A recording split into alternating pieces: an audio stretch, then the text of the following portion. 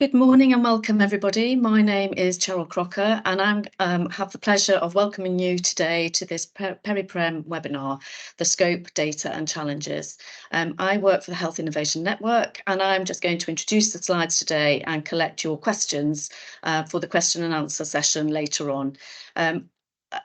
This session is going to be recorded, so if you don't wish to appear in the recording, please switch off your camera and please mute yourselves unless you wish to ask a question.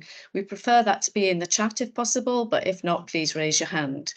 We have collected a number of questions in advance, so we're hoping that the slides will go through those questions and provide answers for you as we go through.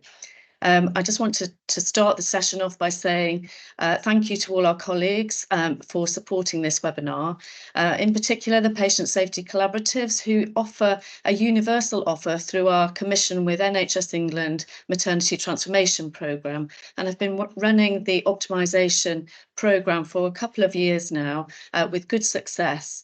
But today we're talking about PERIPrem as an enhanced offer, and where this may support your inequalities and improve outcomes and reduce deaths. So I won't say any more than that until we get to the very end, when we'll be talking about next steps. So I'll hand over directly now to Karen Luyt. Karen is a professor in neonatology and the author and innovator of PERIPrem. So over to you, Karen. Thank you very much, Cheryl, and thank you everyone for joining us today. I'm going to just talk about, data and evidence, but the evidence that we have for using PERIPrem in the next 10 minutes or so. So next slide, please. Being born very preterm, many of you know this, but it's the leading cause of newborn brain injury, so cerebral palsy ultimately, and child mortality worldwide, but also in England. Next slide, please. PERIPrem was designed by our team in the Southwest because we had high mortality rates and high preterm brain injury rates. So in 2018, we had the second highest newborn brain injury rate in England. And this is an evidence-based care bundle of 11 interventions right at the top here. And each one of these interventions either reduced mortality or severe brain injury or both. What we've done here, and by at least 50% is what we would anticipate this reduction to be. You can see how it aligns to the other care bundles. So the Saving Babies Lives version 3 is the latest one that we all need to be working towards. And you can see that has 9 interventions and 9 elements. So it completely overlaps with PERIPrem. And, the evidence-based, we all know magnesium sulfate reduces cerebral palsy, which was the PRECEPT program. But, something like volume-guided ventilation reduces severe brain injury by even more than magnesium sulfate. So it's a 50% reduction there. And something like caffeine also reduces cerebral palsy by 24%. So just a little bit short of what magnesium sulfate does. So it just shows you the potential impact of these interventions. And the expectation is so that the forward 3-year plan for NHS England is that every trust needs to implement the Saving Babies Lives Care Bundle. And this may be shocking to you, but by April 2024. Right, so that's 4 months from now. Next slide, please. Now, the infant mortality rate is something that includes your newborn mortality rate. So it's all deaths under the age of 1. And it's expressed as a rate. So that's the number of deaths under the age of 1 over your live births. So it's a rate. And we use this because neonatal mortality rates up to day 28, many preterm babies and indeed term babies with multiple problems don't necessarily die in the first 28 days of life. We all know this. They may die on our units beyond day 28, right up to their first birthday and beyond. Now, England and the UK has a high infant mortality rate considering the size of our economy. So here in red, you can see over time, the last 21 years, this has been coming down steadily. But we are ahead of the whole of the Western of Europe. So we've got the highest infant mortality rate in Western Europe. And you can see this uptick starting to happen in 2021. So most developed countries show a consistent reduction in infant mortality. And so if you start seeing this going up, it is really bad news. It means the health of your children's deteriorating. Next slide, please. Now, the National Child Mortality Database reports on this. And this just shows you what the infant mortality rate consists of. 69% of infants that die under 1 are preterm. Okay, so it's the biggest driver of your infant mortality rate. And 1 in 3 infant deaths are extremely preterm. So that's below 28 weeks gestation, so between 22 and 28 weeks gestation. So your infant mortality rate in England is completely or almost solely driven by prematurity. And if you want to impact it, you have to reduce the mortality associated with prematurity. Next slide, please. And this is just another slide from the National Child Mortality Database. I thought I'd put it up so that you can see the different components of, how newborn conditions contribute to child mortality. Here on the horizontal axis is up to 10 years of age. And in orange, we've got prematurity as the cause of death. Sorry, a previous slide, please. And we've just slipped to the, if we could just one slide back, right. So here we've got 1 year of age. The infant mortality is everything below that. In orange, we've got prematurity. You can see 60%, as I said, of infant mortality is due to prematurity, and it runs all the way through to your 10th birthday. That prematurity contributes, but the first year is the biggest contributor, and also congenital anomalies obviously is the other big contributor. Next slide, please. Now, we have been reporting on this on the NCMD now for 4 years, and what you can see here that the green dotted line is your infant mortality rate under 1. And we can see since 2021, we've now had 2 years of a consistent rise in infant mortality, 22, 23. And this is primarily driven by prematurity. So next slide, please. That's overall infant mortality rate. Unfortunately, what's happening, you can see here, same years, 20, 21, 22, 23, and this is just looking at infant mortality. In orange, you've got your 20% least deprived communities, and in blue, the 20% most deprived. And you can see this divergence happening. So infant mortality is actually going down in our least deprived communities, and it's going up steeply in our most deprived communities. And this is the biggest contributor is prematurity. Next slide, please. And this is looking the same thing by ethnic group. And again, sadly, what we can see here is the white ethnic group infant mortality is flat, so it's not going up. But sadly, in orange, we've got our black or black British infants, and in dark blue, our Asian or Asian British infants, and in lighter blue, other ethnicities, other minority ethnicities. You can see they're all going up. And the black ethnic group, the steepest and the most concerning. And that is because our black ethnic groups in England have high preterm birth rates, much higher than any other ethnic group, and these are going up. So the last ONS data showed preterm birth rates going up, particularly in our black and Asian communities. So PERIPrem, as you can see, the drive is to reduce mortality and brain injury, and that is going to affect and have a positive effect on eliminating some of these inequalities. Next slide, please. Now, hopefully you've all seen the data for your ICBs presented as neonatal mortality rates, infant mortality rates. And I've just put this up to show you the 40 integrated care boards or systems in England and how the infant mortality rate varies in yellow. So you can see England 3.5 per 1,000 and the highest ICB 6.1. The lowest ICB really, really low, so around the 1.4 mark, world apart. And if we look at red, we've got the most deprived 20% and blue least deprived.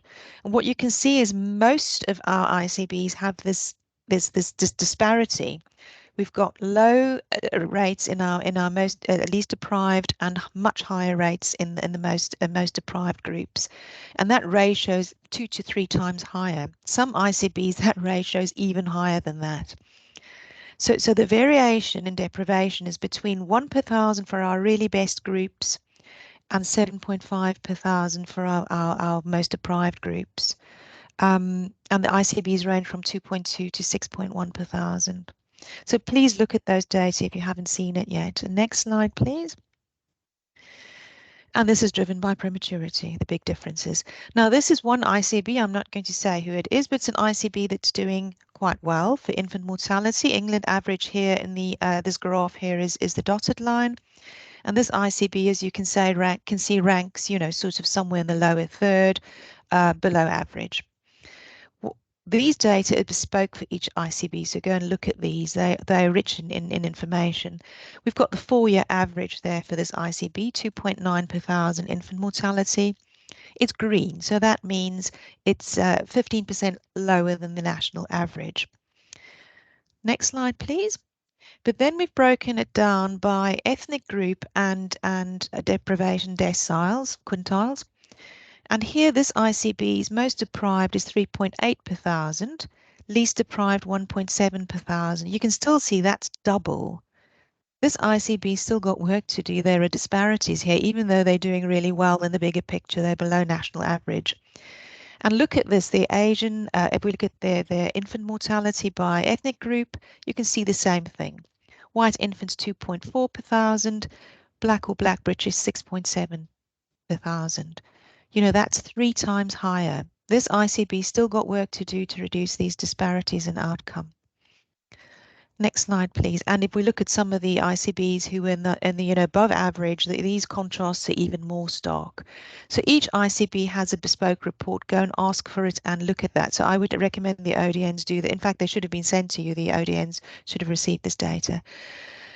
Now, this looks at neonatal mortality rate, which is the way the maternity transformation program are measuring it, and it shows you 19, 20, 21 data by region. Massive variability. You will see this is also expressed as 1,000 per 1,000 live birds. Red dotted line is the national average. Brown dotted line is where we're trying to get to, 1 per 1,000. The only region here that's actually seen a reduction is the Southwest, in purple. PERIPrem was introduced in 2020. We now have the lowest infant and neonatal mortality rate in the country, and that is because of PERIPrem. Every other region has seen an increase in neonatal mortality rate or has remained the same. So this suggests that there is evidence here that we've made a difference in the Southwest, and the only thing we did differently was PERIPrem. And it's because preterm mortality is what's driving your neonatal mortality rate as well. Next slide, please. Now, go and look at the dashboard on ENAP. It's very up to date. And this is the optimal perinatal care metric. So it combines quite a few quality metrics around optimization of preterm care. Includes right place of birth, magnesium sulfate, antenatal steroids, delayed cord clamping, etc. Now the black dotted, so these are 4 regions I'm showing you here. I haven't named who they are, but they are the regions with some of the highest infant mortality according to these ICB reports. Black dotted line is the average for England, actually England, Scotland and Wales. And the blue dots there show you what's happening in each of these regions with their optimization metrics. You can see, and look on the vertical line axis. We're talking here about uptake in these regions, around 5 to 10%. That means 9 out of 10 babies in these regions are not getting the optimal perinatal care, for optimizing their outcomes. That's quite shocking. And that's despite people doing optimization now for some time. Now, I'm not showing the Southwest data here, but the Southwest is in that upper grey area you can see there, which is the top 10%. So that shows you that we have shifted the dial because of the way we've implemented PERIPrem. And what this slide also shows you is that the regions with the highest mortality have not managed, they've gone up, they've improved, but there is still massive disparities in outcome, and this needs to be accelerated because every year, the babies are dying unnecessarily, I would say, because we haven't optimized their care. Next slide, please. Now, severe brain injury, these are graphic pictures, and they are graphic for a reason because this is what it looks like. This is severe IVH, grade 3-4 there on the left, cystic PVL, periventricular leukomalacia on the right. This is a metric that's measured in NNAP, and we look at this by looking at ultrasound scans, which you can see at the bottom here.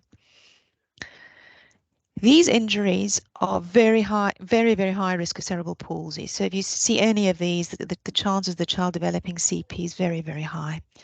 Next slide, please. Now, this is again NNAP data, most recent, looking at cystic PVL or death in babies under 32 weeks gestation. And this includes all the trusts, all 160 something in England and Wales and Scotland.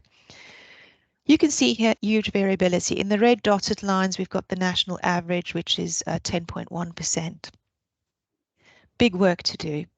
If you see variability like this, it means it can be improved. And as I said to you, cystic PVL really, really highly associated with cerebral palsy. Next slide, please. And PERIPrem is designed to reduce this. Next slide shows you the intraventricular severe IVH rates. Again, and mortality for below 32 weeks gestation. Again, massive variation here across the trusts, and the national average is 14.7%. Now, if you combine these two slides, two rates, in one, which you can do if you use the NNAP data, the southwest region now is the lowest region in England in terms of severe brain injury rates and mortality rates. In 2018, when the first data were published by Imperial, we had the second highest, our region had the second highest severe brain injury rate in England. So we have shifted. And the reason why we've done that, we're now in the lowest position, is directly because of PERIPrem. And it's the reason we introduced PERIPrem is to reduce this very high severe brain injury rate. Next slide, please. Now, what we did in the Southwest is we collect Vermont Oxford data, which is a quality metric, and it includes severe brain injury rates for preterm babies below 1,500 grams and mortality. There's also a number of other big units in the UK that use Vermont Oxford data, but the reason we used it is we've got a baseline. So pre-PERIPrem 2014 to 2018, that 5-year period, our mortality was 11.3%. If we look at the rest of the UK and Vermont Oxford, it was 14.6%. After implementation, only 1 year of PERIPrem, we've reduced this mortality rate to 7.6%. Absolute reduction of 3.7%, relative reduction 28%. Severe brain injury, same. The baseline was 12.1 before PERIPrem. After a year of PERIPrem, 8.1%. That's a 37% relative reduction. That's a massive effect. If you did a trial and you tried to achieve reductions in anything, this would be considered really, really good. And again, the severe brain injury rate for the UK in VON, 10.9% baseline, so lower than what we had, and 12.3% in 2020. So that's a trend and an increase. So the Southwest is different to the rest of the UK. And what we did was PERIPrem, nothing else. So that means in the Southwest, just in the 2020 year, we prevented 20 to 25 fewer brain injury cases, and that's cerebral palsy. Cerebral palsy costs the NHS £1 million over a lifetime on average. That means we have actually reduced the cost by 20 to 25 million pounds for the NHS. And to implement PERIPrem and develop it was £250,000. That means it's 100-fold return on investment. And if we achieved similar for England by implementing PERIPrem, if we did everything the same across England, we would predict 280 fewer deaths per year for England and 370 fewer brain injury cases per year. And of course, it's going to be extremely cost effective. Next slide, please. I'm putting this up. This was Precept and what happened with Precept over a 4-year period. So looking at the blue, we've got the baseline of magnesium sulfate uptake. Yellow was at the end of the program. These are 14 regions.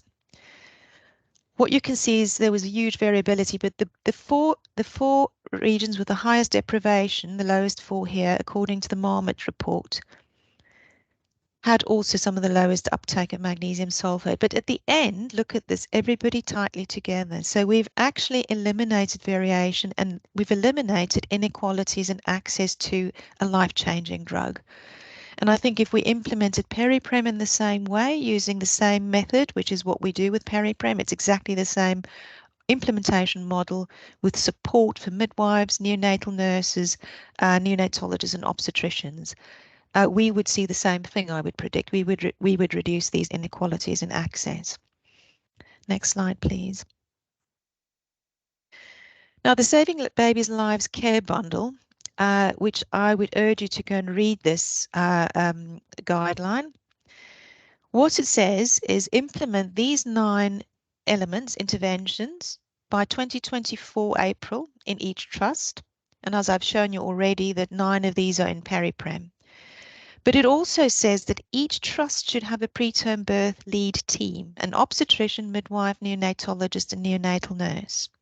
So if you adopted PERIPrem, you would have support for both of these. So you're going to cover that by doing PERIPrem. Next slide, please.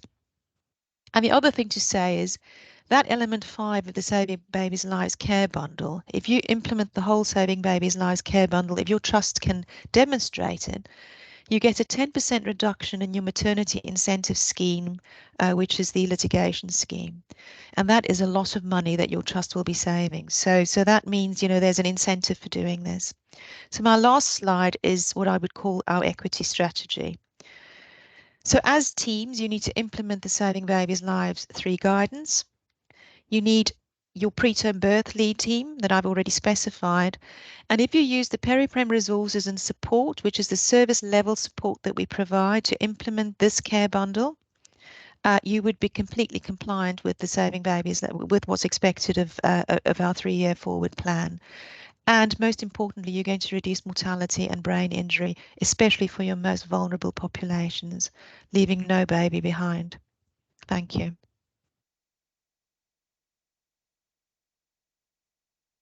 Thank you so much, Karen. So it's lovely to see so many people on the call today. I'm Sarah Bates and I'm the National Quality Lead for BAPM, but I've worked alongside Karen and the team as the Operational Clinical Lead for PERIPrem across the southwest of England for about the last 4 years. And I also support the team in Wales as the National Advisory Lead for PERIPrem Cymru, and we will come to that. My day job is as a neonatologist in Swindon.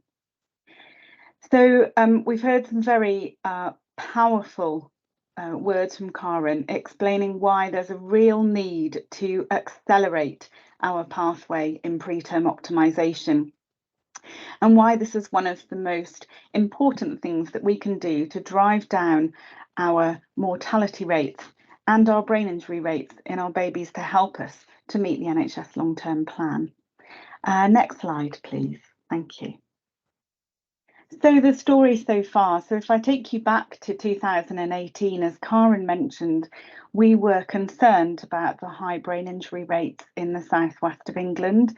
Our mortality rates were also not where we would like them to be, and were not on track to meet the ambitious targets in the NHS long-term plan.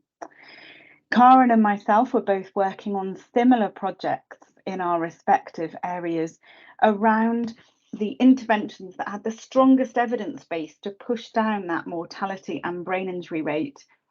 We combined them together with the fantastic support from our regional academic health sciences network and the neonatal network for our region, and PERIPrem was born. Next slide.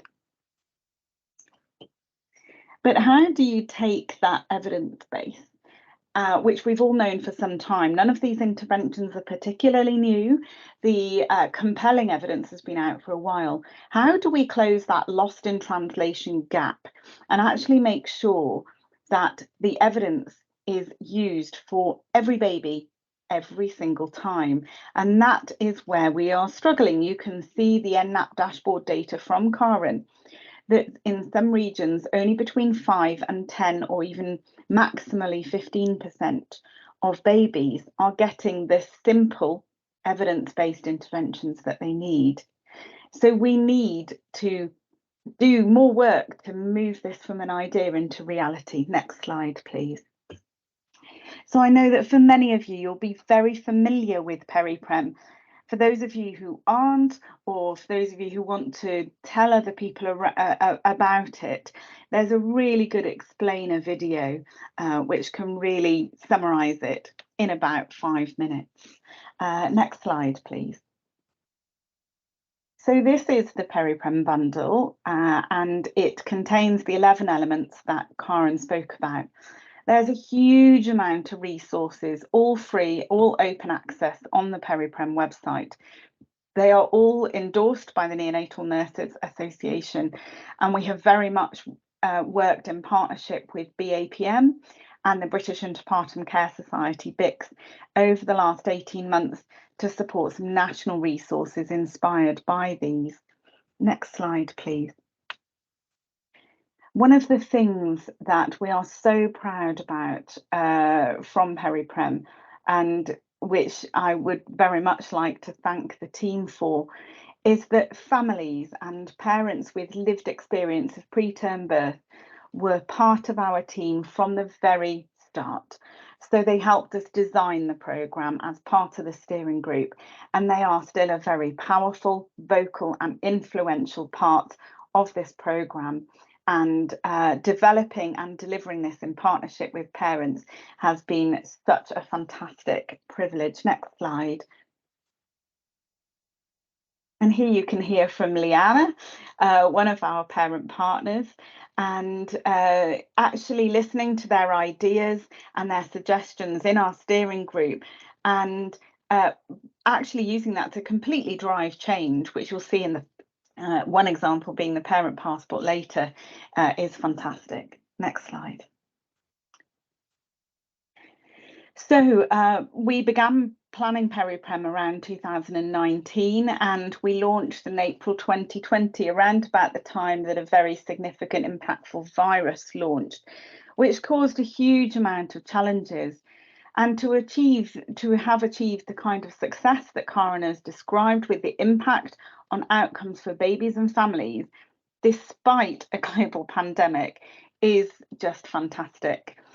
And one of the really core elements of PERIPrem, because it's not just about the number of interventions, and it isn't just about downloading a passport and implementing that, it's about the unit level team. That preterm birth lead team that's now referenced very strongly in Saving Babies' Lives. We call that the quad team, and you can see the quad there. And we funded time for the neonatal nurse and the midwife. We didn't fund them for years. We funded them for a short implementation period. But as the operational lead, I can tell you that I still do coaching meetings. I still spend a lot of time with those leads because they are very much still there leading and implementing the project. Next slide, please.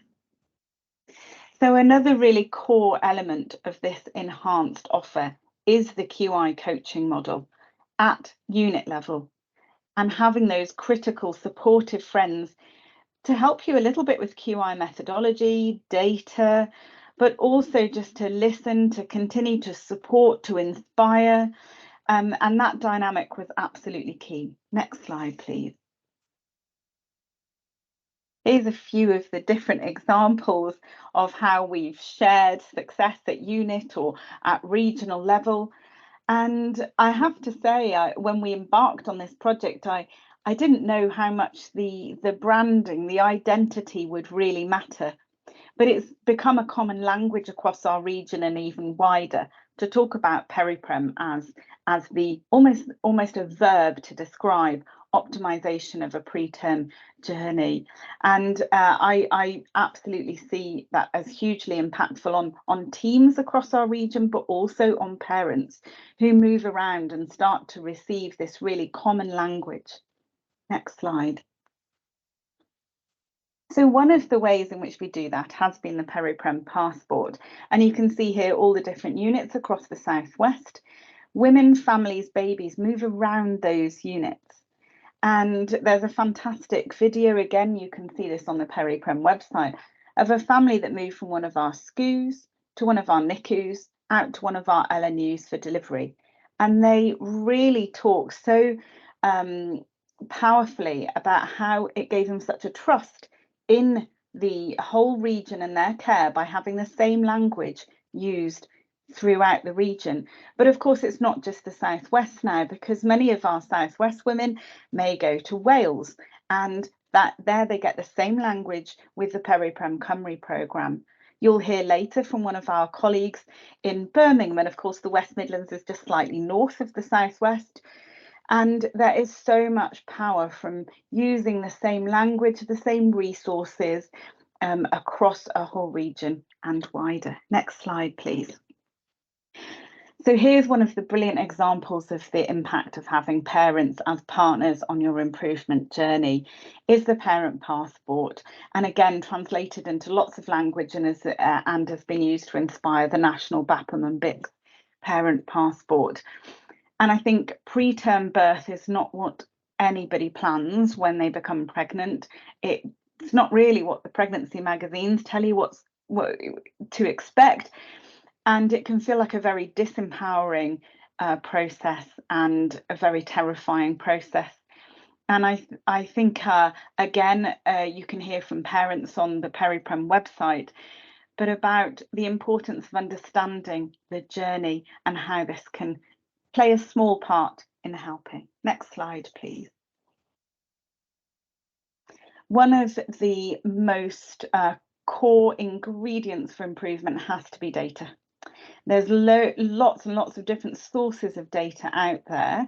We have, of course, our Badgernet data, which usually informs all our ODN dashboards and the NNAP data. We have had a need early on to do much more detailed data collection to drive the improvement through the optimization tool.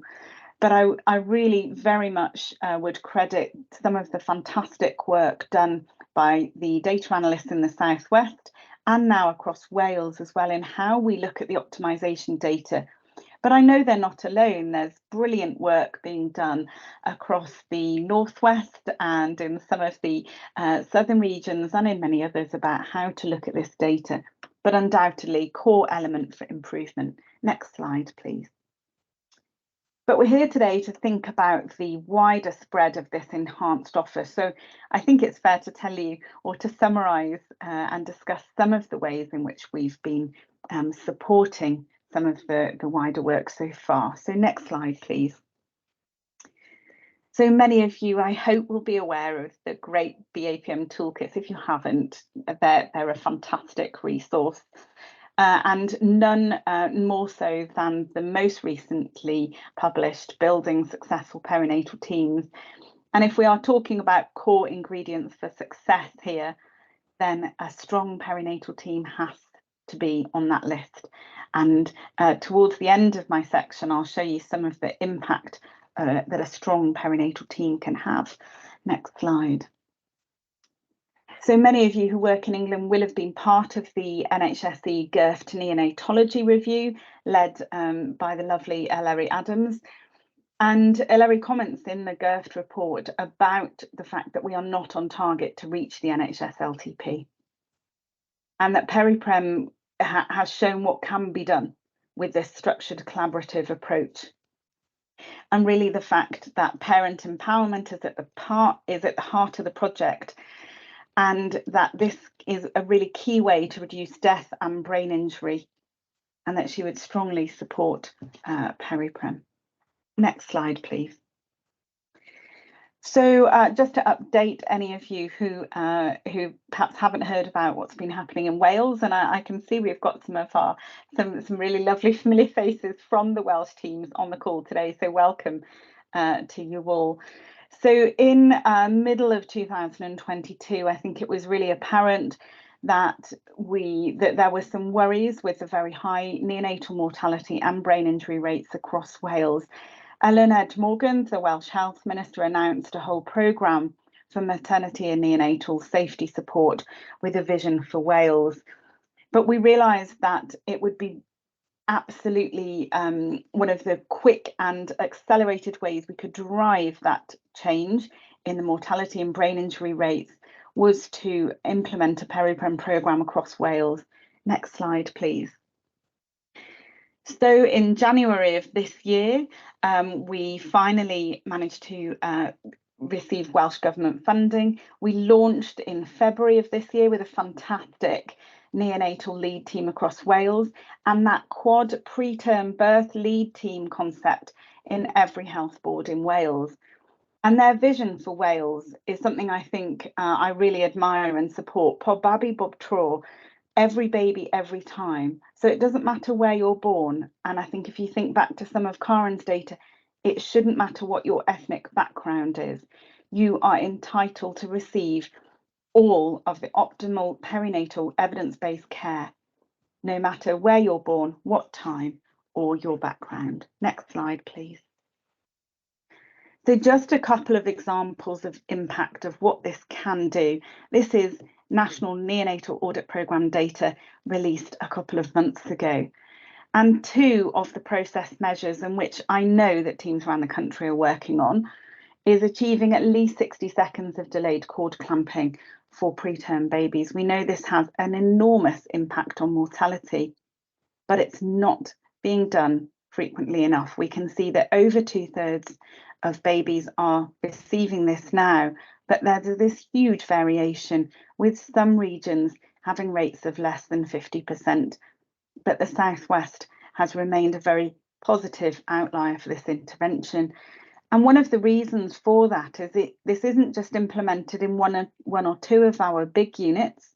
This is implemented in every single unit. LNUs, small SCOOs, and our NICUs working in partnership. Next slide. One of the other newer metrics reported by NNAP is the early breast milk. And by that, we mean any maternal breast milk being received by babies by day 2 of life. And this is some very well 32 and 33 week babies. And shockingly, only 50% of babies are receiving this across England, Wales and Scotland. We've got so much work to do. You can see Wales's great performance there as well, but you can see again staggering variation in this process measure between some of the regions who maybe a third of babies receive this and the Southwest where 82% of babies get this. Next slide, please. So as we move month to month, this figure grows and we must be close to 2,500 preterm babies have been cared for since we launched the PERIPrem project. And there's lots and lots of different resources signposted to here where PERIPrem has been commented on, referenced, reviewed, received awards or mentioned in different papers. And lots of these resources will be available to you after the webinar. Next slide, please. One of the most recently published resources which references PERIPrem was published just a few weeks ago. And this reviews over 10 years of large-scale maternity improvement programmes. And of those, Precept and PERIPrem, and obviously PERIPrem was very inspired by Precept methodology, ranked in the top 10% on the quality metrics. And only 2 of the programmes included that service user voice support right from the start, and that was Precept and PERIPrem. Thank you so much, and I'm going to hand you over to Hayley McBain. Great, thank you, Sarah. I'm going to talk very briefly about the evaluation that was commissioned by the PERIPrem team. So I'm an evaluation lead based at the Southwest AHSL, Health Innovation Southwest, and we were commissioned to undertake an independent evaluation of PERIPrem back in 2020. That was an impact and process evaluation. We know that each of the interventions, as Karen and Sarah have alluded to, have got a really strong and robust evidence base. So PERIPrem, but it's not just about that bundle, but that supportive and structured implementation approach. So the evaluation really focused on whether that approach increased adherence to the bundle and what the ingredients for successful implementation were. We know that model was the same that was used for Precept, and we know that was highly effective and cost effective. And as Sarah's just alluded to, the recent paper by Mary Dixon Woods really highlighted these two programs as being really strong implementation support processes are wrapped around that care bundle. And as a health innovation network, we know the importance of that support and the impact that it can really have. Innovation doesn't just implement itself. We know it needs that structured approach around it. If you can move to the next slide. So this evaluation was mixed methods. It looked at data on adherence over time. So we looked at data during the implementation phase, and then we looked at some data retrospectively prior to implementation. And that was accompanied by some qualitative interviews and surveys with unit staff and the quality improvement coaches. You can go to the next slide. So these are some of our headline figures. They show a clear increase in adherence to the bundle as a whole and its individual elements. So the PERIPrem implementation approach led to that statistically significant improvement in 8 of the 11 individual elements of the bundle. 32% more mothers and babies were receiving all of the elements they were eligible for, and a 23% increase in the percentage of interventions received by a mother and baby. These changes over time from pre to post implementation also reflect the changes we saw over time within the implementation phase, really supporting the notion that PERIPrem was a facilitating and vital factor in these behaviour change outcomes. If we can go to the next slide. Data in the surveys were then able to identify those vital ingredients that led to those changes in behaviour, and these factors directly to that implementation approach and the consequences of delivering the bundle in this way. And I'm going to go through some of these in a bit more detail. They have been touched on, some of them already. I'm going to give you a little bit of insight into what was spoken about in those interviews. We can go to the next slide. So interviews really spoke extensively about how the creation of a preterm birth lead team within the trust was imperative to successful delivery. So this collaborative and integrated team really drove the project. That included the leads and the champions, as well as trust level support. And those surveys that we did showed that perinatal team culture really improved over the course of the evaluation, with statistically significant improvements in team function and communication. And this was also reflected in the interviews that we did. PERIPrem really began to break down those perinatal team hierarchies and created that psychologically safe space to really challenge behaviour and practice. And staff really felt empowered to do that as a consequence of that teamwork. But this went beyond the unit teams to a regional approach. And as Sarah's mentioned, having that co-design process along with parent partners as well. If we can go to the next slide. As I mentioned, the lead was really vital to success, and that could include frontline staff, senior clinicians from a range of different disciplines. But what was really important is they had that strong improvement mindset and a real enthusiasm and motivation for the project. So we've now shown that these leads continue to have a strong connection with PERIPrem beyond the life cycle of that initial implementation phase, and are likely a really strong driver for the continued success of PERIPrem in the Southwest. If we can go to the next slide. And obviously linked to that is the resource needed to secure that time and resource to the project. This early and relatively small investment was really essential for success. Without that dedicated time, the project would not have been possible. And it was this time and commitment early on in the project which has enabled that successful delivery, both within the evaluation phase, but now continues beyond that phase to demonstrate that real value into the longer term. Move on to the next slide. I know Natalie's going to touch on the resources in a moment, but the resources developed by the team, and Sarah's touched on this already, were used extensively by all of the units in the region. And we now know that there is increasing interest outside of the region as well in using these resources. There's been a massive increase in the number of downloads that we've seen since the evaluation, and that's both within and outside of region. These resources are adaptable, they're based on a robust evidence, and they act as prompts and cues within units to change behaviour. So having that identity and the strong evidence base around PERIPrem, using them within units to act as prompts and cues to remind staff about implementation was really important, and really a driver. Obviously, quality improvement was at the core of the implementation approach for PERIPrem, and the coaches who provided provided a really supportive environment to learn, and provided a space for teams to design and test their change ideas, and really gave them the motivation and opportunity to push projects forward. And as has been mentioned, the measurement support provided by the team also enabled units to visualise that and monitor that data over time, supporting their QI efforts. If we go to the next slide. As Sarah mentioned, celebrating successes within units and within the region and sharing that learning was really important, and creating that psychologically safe environment to share successes, but also failures, and learning from those as a team within units and within the region was really valued by the staff. If you move on to the next slide. We know that PERIPrem is a complex care bundle, both in terms of size and complexity. This was a difficult at times because, but units really kind of faced this challenge head on, and did this by breaking the bundle down. And that wasn't about addressing one particular intervention exclusively. It was about using the data to drive their decision making, addressing quick wins alongside thinking about more complex, challenging parts of the bundle, and thinking about how things could be done differently depending on the intervention.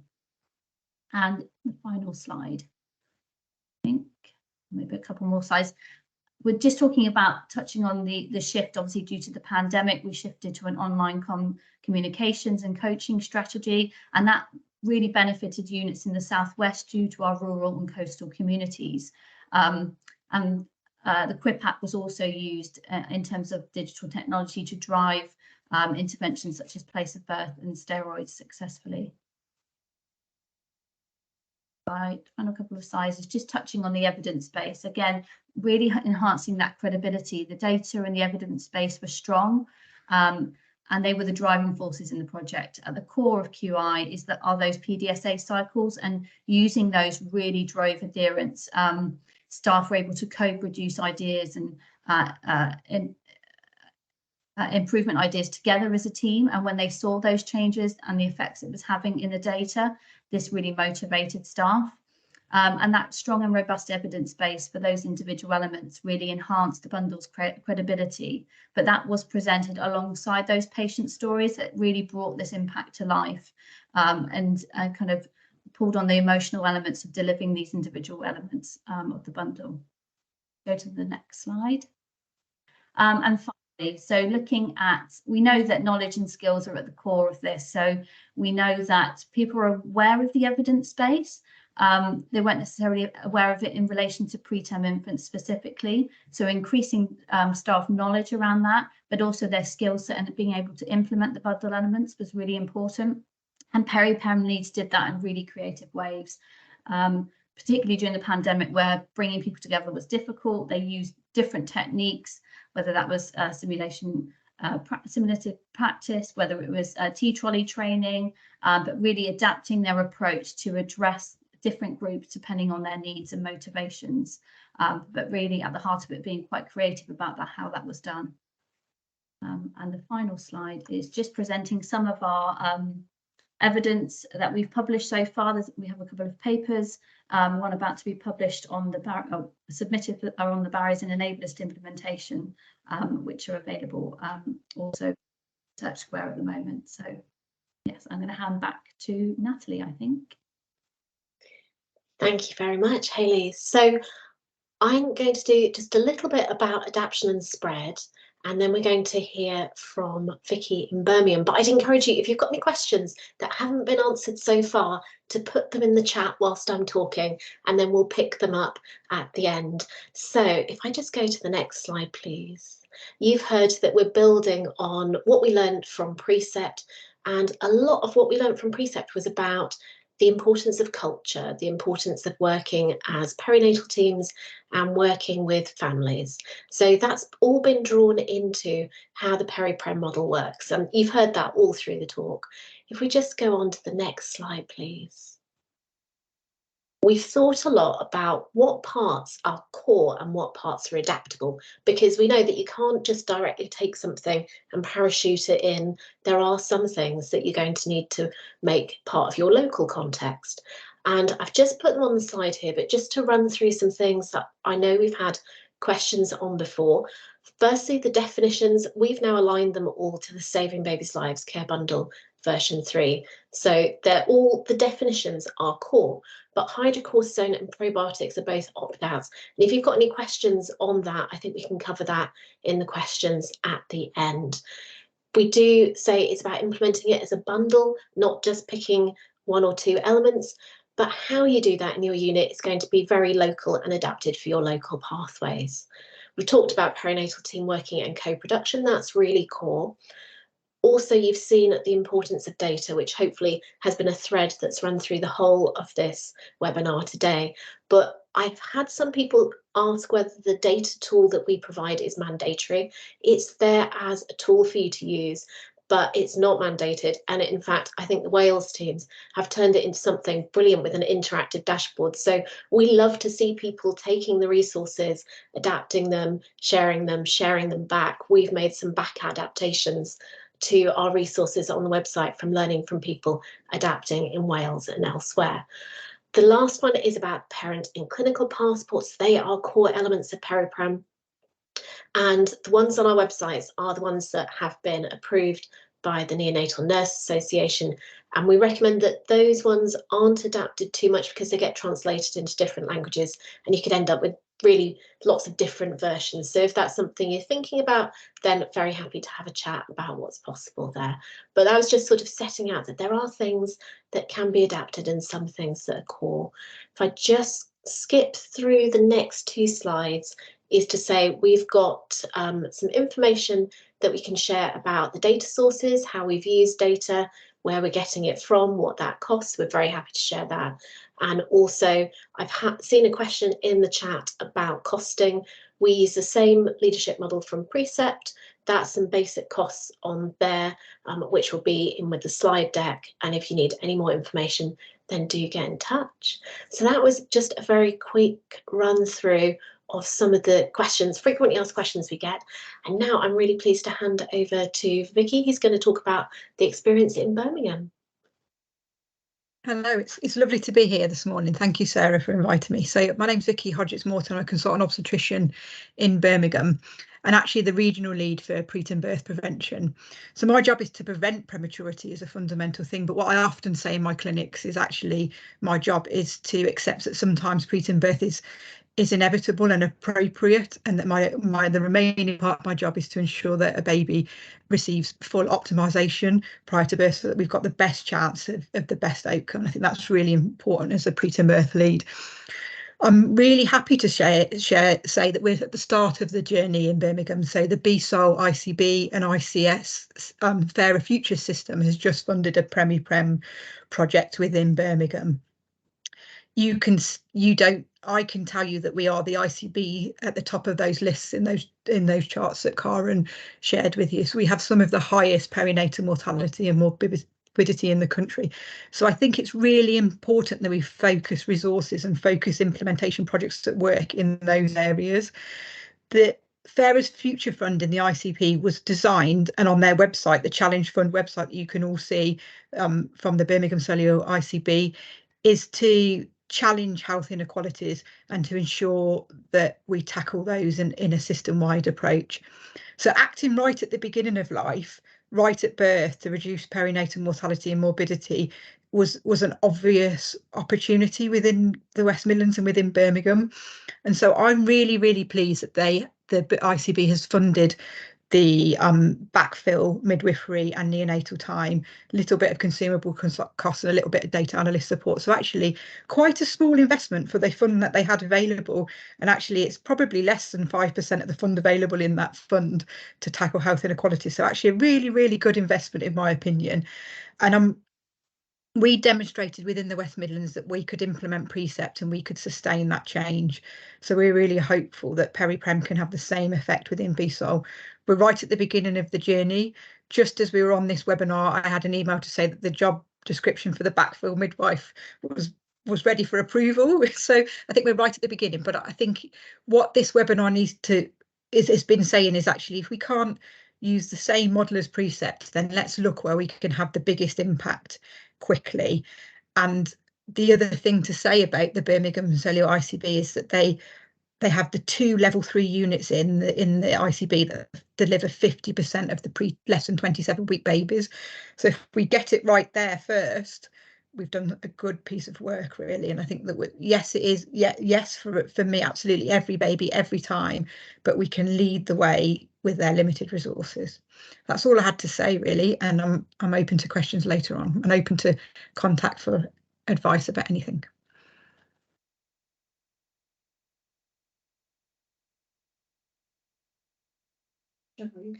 So thank you everyone. That brings us to the end of the spoken webinar, and of course got a few minutes for any questions. I've been searching the chat and there aren't any questions in the chat. So I'm either presuming we've answered them during the webinar, or you'll be thinking about them and they may come through in the next few minutes.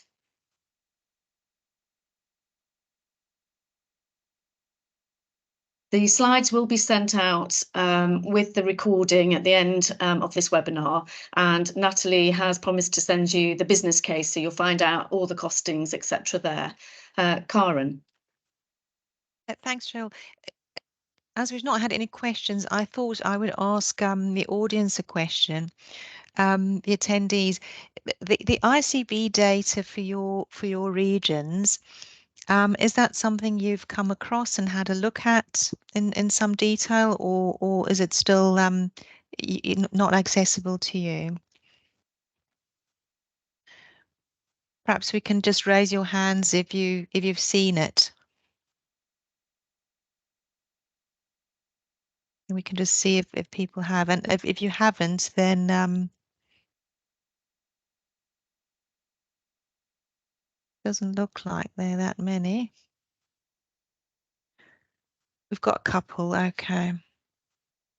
Because I think it's vital for the ODNs to ask, the instruction was for ICBs and also the lead obstetricians and lead midwives for regions to circulate these ICB reports to the relevant ODN leads.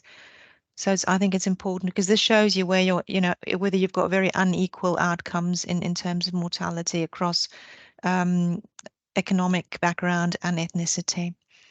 Thank you. Karen, there's a number of questions in the chat regarding lots of people have not seen the data. How do we get that data? And then also I can see a couple of comments from our Welsh colleagues who are of course are 9 months into the process. And perhaps we could go to one of them shortly just to hear their thoughts. Yeah, so I'm just, Cheryl, are you going to filter the questions, or? They're like all about how do they access the data? Yeah. The ICB data. Yes. Okay, so what we'll do is I will write something for Cheryl to distribute. It's so the lead obstetrician for your region and lead nurse and lead midwife and specialized commissioning director, so the managers, have all been sent copies. And they meant to cascade them, but we can send a table of who's got it for each region, and you can contact them directly. Thank you, Karen. No other questions at all. So did we want to bring in our Welsh colleagues for a final comment before we go on to next steps? I can see Bethan's just have to leave. I don't know if Kath is still here.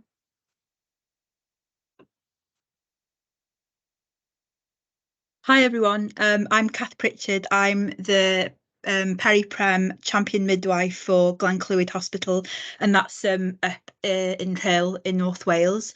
So I've only been on the journey with PERIPrem since August. So just my other background is, my other role is as a maternity safety champion as part of the maternity and neonatal safety support programme in Wales. So I've just found the benefit of having all the improvement background as well. So when I came into post, I could, analyse our data as a unit immediately. We could then see where we needed improvements. So we've been working on the early maternal breast milk, which I think has helped maybe the overall Wales rates by introducing the golden caddy. And then most recently, some of you may have seen on social media, we developed the 12 days of PERIPrem Cymru, so using sort of social media and with our festive friend Buddy the Elf to try and share obviously our 10 interventions in Wales that we have. So the first 2 days was a bit of introduction on what PERIPrem was, and hopefully it's something that we can share as QR codes. That's the next step I'm working on now, so they can be a sort of legacy video place as well to share. Thank you, Catherine. That's fantastic. In the chat, I'm not sure if we can answer this, but I think it's about delayed cord clamping and particular tubing and trolleys. Are these universally available, or? Not universally available, but also not absolutely essential. It's possible to do successful delayed cord clamping by a number of different methods. Really happy to be contacted. My email's in the chat, and it's something I've spent a lot of time on this last year, supporting people around the country. So do get in touch. Really happy to help. And I suppose that's the point of,